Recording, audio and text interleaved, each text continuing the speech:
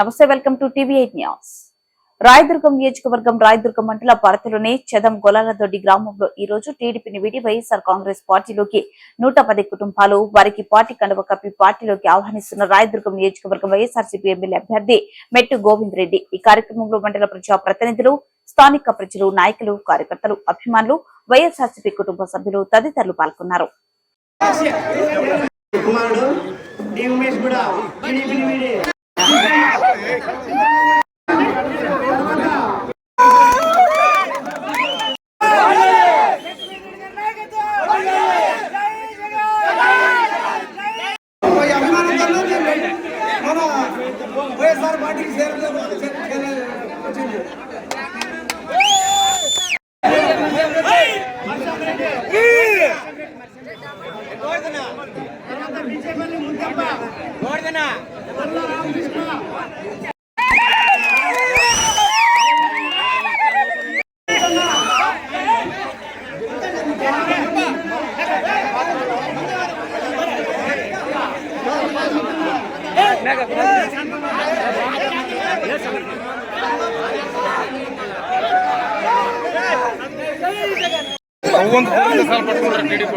Vote లేకుండా case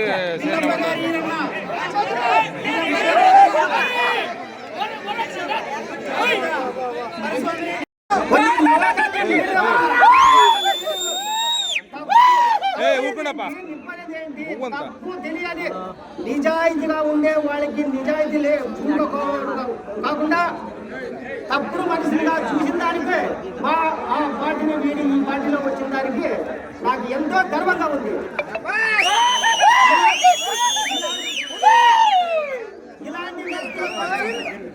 ఇలాంటి వ్యక్తులతో అప్పటికి అనుభవం ఉంది మాకు.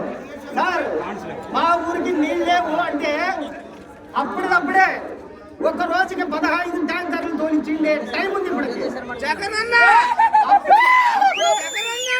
అప్పుడే అలా చేసినాడంటే పదవి ఉన్నా కానీ పైన లేదు ఇంకే సపోర్ట్.